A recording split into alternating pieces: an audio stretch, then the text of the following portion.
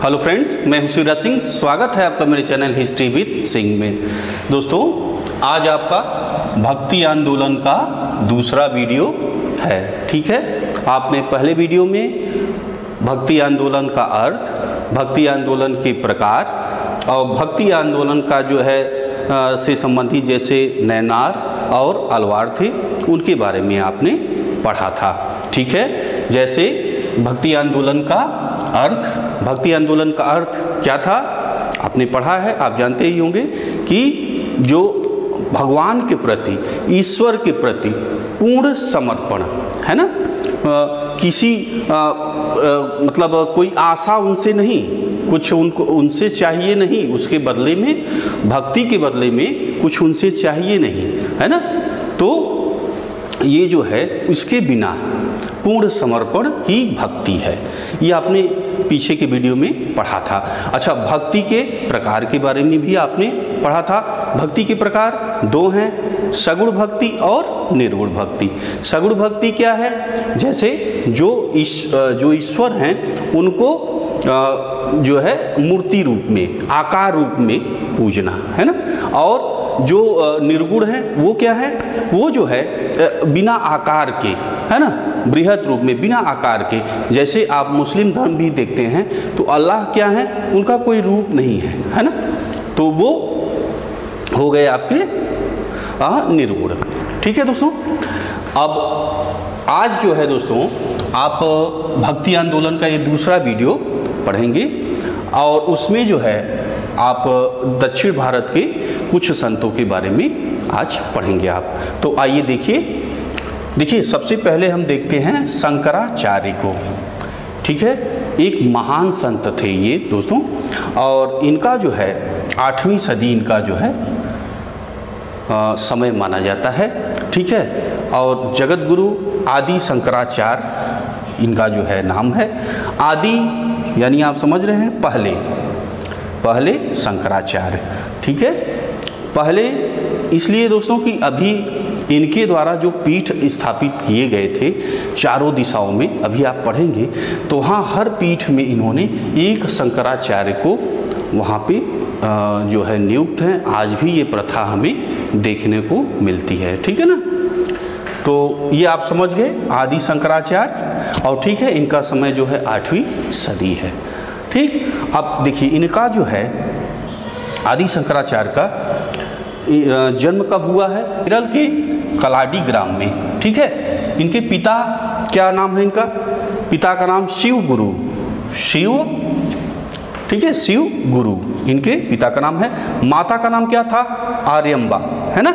और 3 साल की उम्र में इन्होंने, अब देखिए दोस्तों ये बहुत ही ज्ञानी पुरुष थे, है ना, और इनका जो प्रतिभा थी बहुत ही कम समय में इन्होंने पूरे विश्व को, पूरे भारत को जो है एक पूरी मतलब छा गए एक प्रकार से, है ना।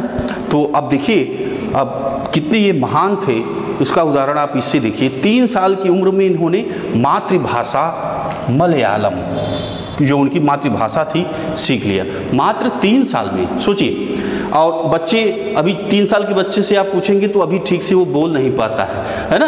और इन्होंने पूरी मातृभाषा जो उनकी थी तो उन्होंने मलयालम को सीख डाली पूरी, सोचिए। और जो चारों वेदों, जो 4 वेद हैं, कौन कौन से हैं? ऋग्वेद, सामवेद, यजुर्वेद, अथर्ववेद, वो चारों को इन्होंने पढ़ डाला। सोचिए कितने महान ये व्यक्ति थे। 3 साल की उम्र में पिता की इनकी मृत्यु हो गई। 3 साल की उम्र में इनके पिता की मृत्यु हो गई। इनकी जो माता थी, इन्होंने उस परंपरा अनुसार जो है उपनयन संस्कार 5 साल की उम्र में जो है शंकर का, बचपन का नाम शंकर का जो है उपनयन संस्कार कराया। ठीक है, और उसके बाद जो है शंकर जो थे, है ना, वो आचार्य के पास गए, वहाँ भेजा गया, इनको शिक्षा लेने के लिए भेजा गया। उसके बाद देखिए वहाँ क्या एक चमत्कार होता है। देखिए शास्त्रों के अध्ययन जो शिष्य वहाँ लगे हुए थे, तो 20 साल का जो वो शास्त्र वहाँ सिखाया जा रहा था बच्चों को। तो आचार्य के यहाँ जो शिष्य थे तो उनको वो शास्त्र पढ़ने में 20 साल लग जाते थे। अब सोचिए ये वो शंकर वहाँ पे जाते हैं, है ना, 2 वर्ष में ही ये पूरे शास्त्र पढ़ डालते थे। बताइए कितनी गजब की माइंड थी, कितना उनका प्रभाव था, कितना दिमाग तेज था, है ना। अब वो 20 साल की पढ़ाई 2 साल में ख़त्म करके वापस घर पे आ गए, है ना। और गांव कहाँ था उनका? केरल में कलाडी, ठीक है। अब देखिए बालक शंकर 8 साल की उम्र में संन्यास लेकर घर से निकल गए। बताइए 8 साल की उम्र में इन्होंने माता से अपने जो है पूछ करके संन्यास ले लिया और संन्यास के लिए निकल गए, मात्र 8 साल की उम्र में, है ना। और संन्यास की भी स्टोरी इनकी पढ़ने को मिलती है कि ये जो है माँ इनको, भाई एक तो पति इनके ख़त्म हो गए थे और ये छोटा सा बच्चा जब संन्यास के लिए कहता है तो माँ मना कर देती हैं। तो अब जो शंकर थे तो अब ये कहते हैं कि कैसे होगा, तो इन्होंने गए नदी में, है ना। तो नदी में ये जाते हैं और वहाँ से जो है आवाज़ देते हैं कि मगर ने मेरा पैर पकड़ लिया है ना। तो अब पूरा जो है माँ दौड़ के आती है उनके पास और तो कहती हैं कि भाई, अब ये चिल्लाते हैं, कहते हैं कि माँ मगर ने मेरा जो घड़ियाल है मेरा पैर पकड़ लिया है। अब तो माँ जो है छटपटाने लगती हैं। तो शंकर कहते हैं कि भाई देखिए, आप अगर कहेंगी संन्यास के लिए मुझे अगर छूट दे देंगी तो ये जो है घड़ियाल जो है वो हमारा पैर छोड़ देगा। तो वो मान जाती हैं, तो वो कह देती हैं और लेकिन उनसे इस समय एक उनसे वचन लेती हैं कि मैं संन्यास के लिए तभी कहूँगी, है ना, कि जब तुम अंतिम समय में मेरा जो है, जब अंतिम समय रहेगा तो तुम आओगे और मेरा जो है जो संस्कार होता है, अंतिम संस्कार होता है, वो आप करोगे।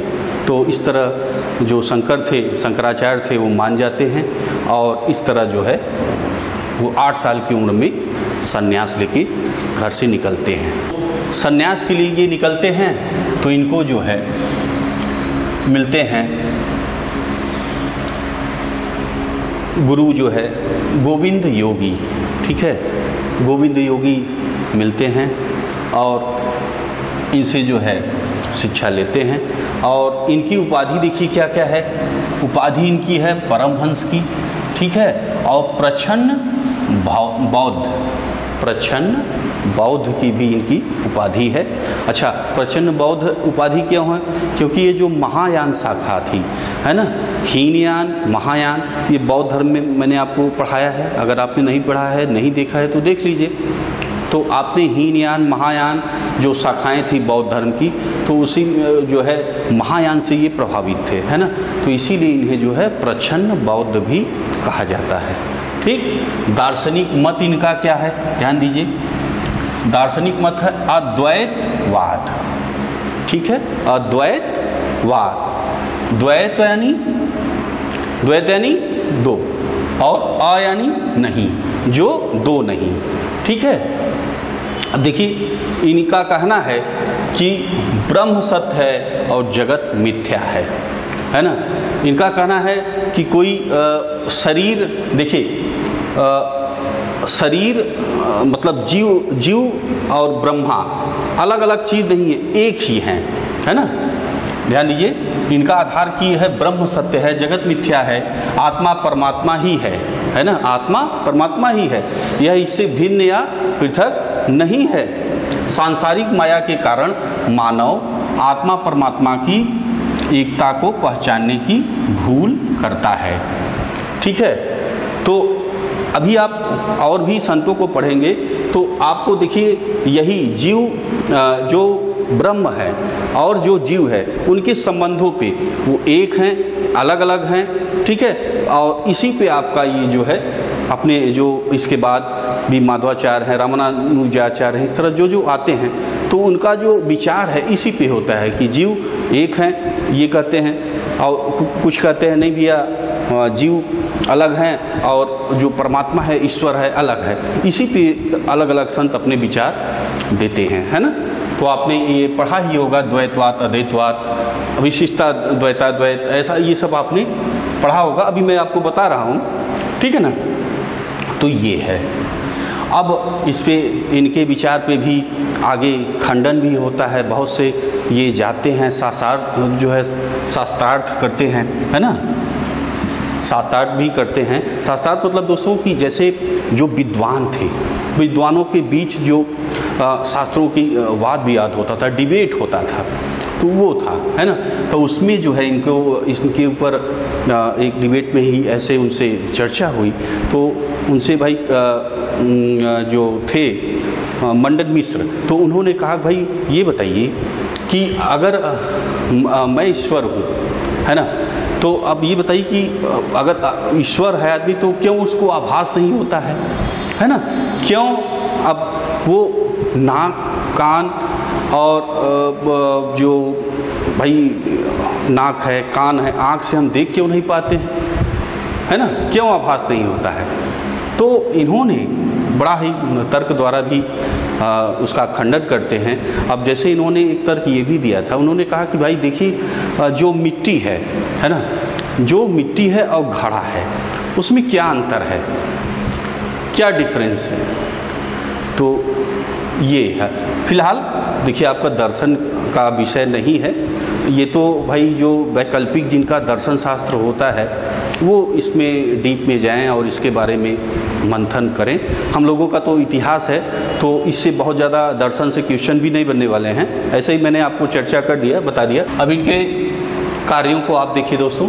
दक्षिण भारत के धार्मिक जीवन हेतु नव ब्राह्मण धर्म की स्थापना इन्होंने की थी, ठीक है, जिसके विकास में शंकराचार्य का महत्वपूर्ण योगदान था।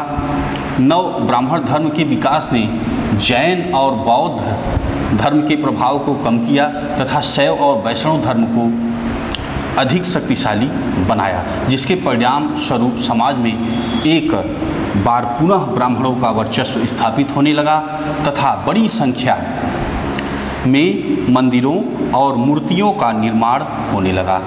बौद्ध संघ की तरह ही सन्यासियों के लिए तपस्वी वर्ग, है ना, का पुनर्गठन किया, ठीक है। हिंदू धर्म को सुव्यवस्थित करने के लिए शंकराचार्य ने स्मृति, ध्यान दीजिए, इसको नोट कर लीजिए, स्मृति संप्रदाय की स्थापना की, जिसमें पंच देवोपासना का विधान है, ठीक है, साफ साफ दिखाई दे रहा है, इसको आप लोग नोट करते जाइएगा, ठीक है ना। तो इनके समय में दोस्तों जो हिंदू धर्म था, तो जो शैव धर्म था, वैष्णव धर्म था, इसको भी आप अलग अलग वीडियो में आपने पीछे पढ़ लिया है। तो देखिए ये क्या था, गिरावट था इसमें, है ना। 84 पंथों में जो है 84, है ना, 84 संप्रदायों में ये जो है हिंदू धर्म बटा हुआ था और उसमें गिरावट आ गई थी। कई तरह के जो है उसमें खराबियां घुस गई थी, कमियां घुस गई थी, है ना। तो तंत्रवाद, अब जैसे तंत्रवाद का था, अब बौद्ध धर्म में भी इस समय तंत्रवाद घुस गया था। हीनयान महायान के बाद तंत्रयान, है ना, तो ये भी घुस गया था इसमें भी। तो उस समय देखिए जैन और बौद्ध धर्म में भी गिरावट आ गई थी, है ना। तो ये शंकराचार्य आते हैं, तो ये जो है उस तब जो है हिंदू धर्म का उत्थान होता है, शैव जो वैष्णव धर्म थे इनका उत्थान होता है।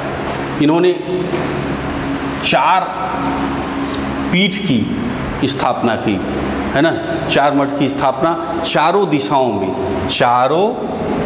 दिशाओं में इन्होंने पीठ की जो है मठ की अपनी स्थापना की।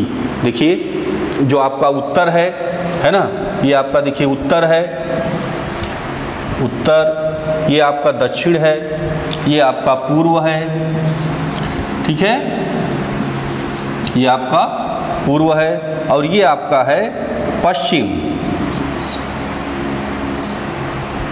ठीक है, पूर्व पश्चिम, और ये आपका उत्तर हो गया, ये दक्षिण हो गया। तो इन्होंने चारों दिशाओं में पीठ की स्थापना करी, है ना दोस्तों। अब जैसे देखिए उत्तराखंड में इन्होंने, उत्तराखंड में इन्होंने स्थापित किया। अच्छा, इसे पहले ये चार्ट आप स्क्रीनशॉट ले लीजिए इसका, ठीक है, ये इंपॉर्टेंट है दोस्तों। तो अब देखिए इसका जो है इन्होंने ये पीठ लिखा है कॉलम में, देवता वहाँ कौन से हैं इस कॉलम में है, स्थल कहाँ पे है लिखा हुआ है, और राज्य किस राज्य में है वो लिखा है। अब देखिए पीठ का क्या नाम है, ज्योतिष पीठ है ना। अब वहाँ पे देवता कौन से हैं, विष्णु देवता हैं। अच्छा वो स्थल कहाँ पे है, बद्रीनाथ, ठीक। राज्य कौन सा है, उत्तराखंड, ठीक है। अब लोग आप क्या करो, अब आप समझ गए कि उत्तर में कौन सा पीठ है, ज्योतिष पीठ, वहाँ पे कौन से देवता हैं, विष्णु हैं, स्थान कौन सा है, बद्रीनाथ। तो आप लोगों के लिए एक वर्क है, आप लोग भारत का एक मैप पेंसिल स्केच से बनाओगे और ये जो पीठ हैं ये सारे को जो है आप उसमें बैठाओगे। देखिए इससे फ़ायदा क्या होता है, मैं क्या कह रहा हूँ, जब इसको आप मैप बनाएंगे, मैप जो राज्य है उसको ये स्थान आप लिखोगे, वहाँ पे स्थापित करोगे तो आपके माइंड में बैठ जाएगा, है ना, ये काफ़ी दिनों तक आपको याद रहेगा। तो ये फ़ायदा होता है आपको मैप बनाने का, है ना। अब ये आपका हो गया उत्तर में है।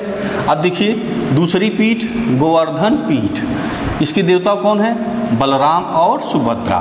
सुभद्रा कौन थी, बलराम और श्री कृष्ण की बहन थी सुभद्रा, है ना। और स्थान कहाँ है, पुरी, ठीक है। और राज्य कौन सा है, उड़ीसा, ठीक है। अब आप समझ गए कि पुरी कहाँ है, पूर्व में है, उड़ीसा राज्य में है, ठीक है। कौन सा पीठ है वहाँ पे, गोवर्धन पीठ, ठीक है। ये हो गया आपका गोवर्धन पीठ, पूर्व में हो गया, उड़ीसा राज्य में। अब देखिए तीसरा पीठ आइए, शारदा पीठ, यहाँ कहाँ कौन से देवता स्थापित हैं, भगवान कृष्ण, है ना। ये कहाँ पे है, द्वारिका है, ठीक है। कहाँ पे है, गुजरात राज्य में। गुजरात कहाँ है, पश्चिम, ठीक है। और देखिए श्रृंगेरी पीठ, यहाँ कौन से हैं, शिव देवता हैं, भगवान शिव का है। और कहाँ पे है, स्थित है मैसूर में। कौन सा राज्य है, कर्नाटक, ठीक है।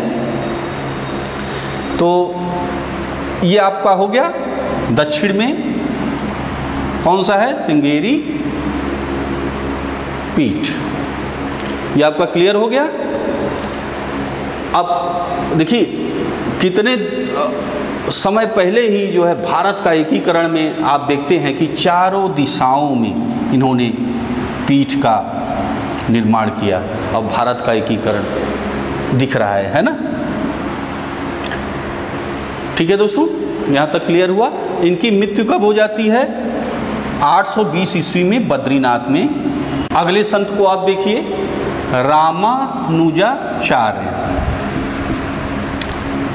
रामानुजाचार्य, इनका समय क्या है, 11वीं सदी। कभी कभी डायरेक्ट ऐसे भी क्वेश्चन पूछ लेता है, सदियां लिखी हैं, है ना, तो आपको सुमेलित वाले में, तो इसलिए मैं ये सदी भी, सदी शताब्दी जो भी कॉलम में आपको दिए रहे, तो ये आपका ये भी अपने माइंड में बैठा के रखिएगा। 8वीं शताब्दी हो गई, ये देखिए 11वीं शताब्दी हो गई, है ना। रामानुजाचार्य ये 11वीं सदी में थे, शताब्दी में थे। अब देखिए ये इनका रामानुजाचार्य का ये आपको फोटो दिख रही होगी। इन्होंने देखिए हाथ में मूर्ति भी लिया है, अगर आपको दिखाई पड़ रहा हो, देखिए ये मूर्ति लिए हैं, है ना। आप बताइए अब ये सगुण हैं कि निर्गुण हैं। इन्होंने हाथ में मूर्ति लिया है, अब ये मूर्ति पूजा कर रहे हैं, तो आप ये क्या है, ये सगुण भक्ति के उपासक हैं कि निर्गुण भक्ति के उपासक हैं। मैंने आपको पिछले वीडियो में भी बताया था, अब आज की वीडियो में भी ये चर्चा किया था। अब इसको आपको मुझे कमेंट बॉक्स में बताना है, ठीक है ना। अब देखिए इनका जन्म स्थल आप देखिए 1017 ईस्वी में पेरुम्बर तमिलनाडु में इनका जन्म जो है हुआ है, ठीक है। इनके गुरु का नाम क्या है, यादव प्रकाश।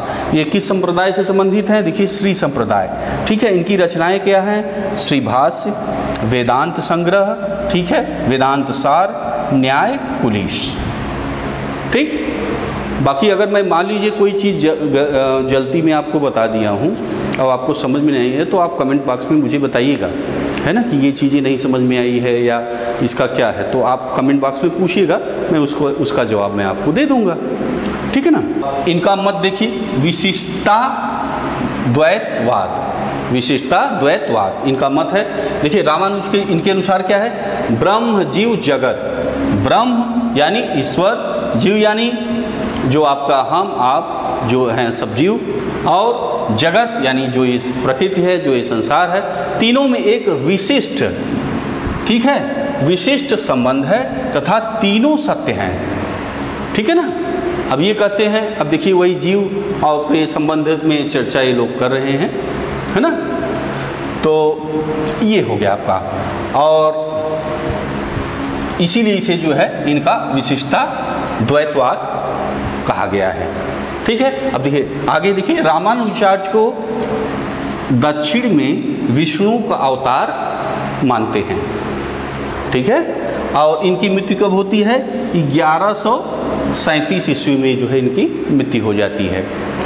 निम्बार्काचार्य, इनको जो है समय इनका है 12वीं शताब्दी, ठीक है। ये निम्बार्काचार्य का फोटो आप दिख रहा होगा। देखिए जन्म स्थल इनका कहाँ है, इनका जन्म हुआ है 1165 ईस्वी को, तमिलनाडु में इनका जन्म हुआ है, ठीक। सुदर्शन चक्र का अवतार माना जाता है, किसे, निम्बार्काचार्य को, ठीक है। ये पॉइंट एक एक सब एग्जाम में आए हुए हैं और कई एग्जाम में पूछ सकता है, तो आप जो है ये पॉइंट एकदम याद कर डालिए, नोट करते जाइए। अच्छा, इनके आराध्य देव, इन्होंने युगलोपासना, ठीक है, राधा कृष्ण की जो है दोनों की युगल उपासना इन्होंने ये करते थे, पूजा करते थे, दोनों देवताओं के, राधा का भी और कृष्ण भगवान का भी, दोनों का पूजा ये करते थे साथ में। इनका कार्य क्षेत्र क्या था, इनका कार्य क्षेत्र जो है देखिए कहाँ था, वृंदावन मथुरा उत्तर प्रदेश में इन्होंने यहाँ से प्रचार प्रसार जो है धर्म का किया।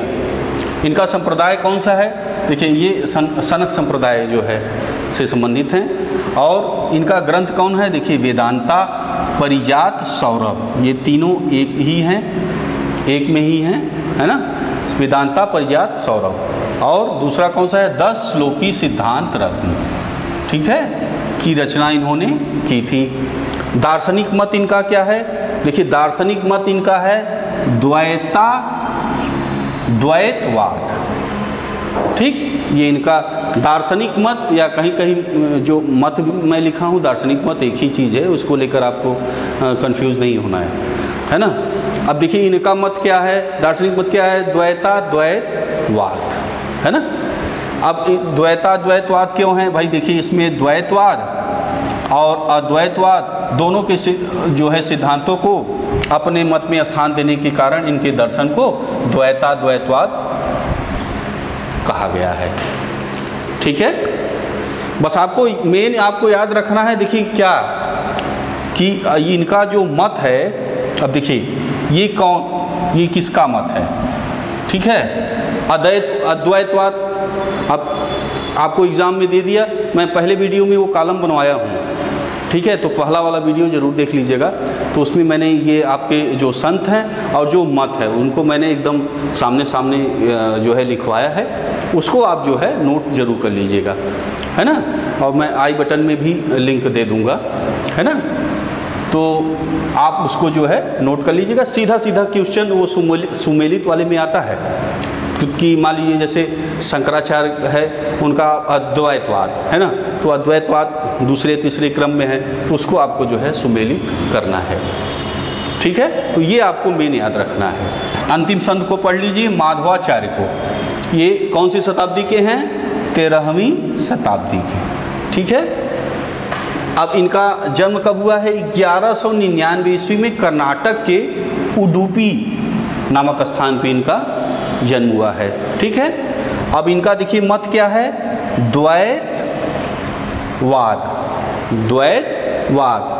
इन्होंने आत्मा और परमात्मा को अलग अलग माना है, ठीक है, और भक्ति मार्ग को मोक्ष व ईश्वर प्राप्ति का सहज मार्ग बतलाया, ठीक है। अब देखिए द्वैत, मैंने आपको अभी बताया था, द्वैत यानी दो, अब इन्होंने सीधा सीधा भैया कह दिया कि देखिए आत्मा और परमात्मा को अलग अलग माना है, यानी जैसे हम आप आत्मा हैं और परमात्मा यानी ईश्वर, दोनों एकदम अलग अलग हैं, एक नहीं है। शंकराचार्य की तरह, शंकराचार्य क्या कहते हैं, नहीं, जो ईश्वर है और जो हम आप हैं, जीव हैं, वो एक ही है। आप देखिए ये क्या कर रहे हैं कि भैया जो आत्मा है वो अलग है, जो परमात्मा है वो अलग है। ठीक है, समझ में आ गया आपको। देखिए अब इनके संप्रदाय को देखिए आप, इनका जो है संबंधित है ब्रह्म संप्रदाय से। ठीक है, इनकी उपाधि क्या है, पूर्ण प्रज्ञ, ठीक है, आनंद तीर्थ, और क्या है, वायु का अवतार इनको कहा जाता है। ठीक है, ये आप समझ गए, वायु का अवतार, आनंद तीर्थ और पूर्ण प्रज्ञ। ठीक है, इनके नाम हो गए। और इनकी मृत्यु कब हो जाती है, 1278 ईस्वी में जो है इनकी मृत्यु हो जाती है। ठीक है, अब आगे जो है और संतों की चर्चा हम लोग अगले वीडियो में करेंगे। ठीक है, तो 2 वीडियो में और दोस्तों जो है उत्तर भारत के संत हैं और जो आपके महाराष्ट्र के संत हैं। ठीक है, 2 वीडियो में हम लोग क्लियर कर लेंगे। ठीक है दोस्तों, कैसा लगा आपको ये वीडियो जो है कमेंट बॉक्स में बताइएगा। कोई सलाह है तो उसको भी आप बताइएगा। और अगर आप लोग यूट्यूब पे हैं तो सब्सक्राइब कर लीजिए, और अगर आप फेसबुक पे हैं तो फॉलो कर लीजिएगा। और लाइक करना अगर आपको अच्छा लगता है तो लाइक ज़रूर करें। लाइक आप लोग करते हैं तो मज़ा आता है, उत्साह आती है कि हाँ चलिए हम कुछ अच्छा कर रहे हैं जिससे कि आपकी काम की है और आपके काम में आ रही है। ठीक है दोस्तों, तो बस आज इतना ही करते हैं और मिलेंगे आपसे अगले वीडियो में। वीडियो देखने के लिए बहुत बहुत धन्यवाद।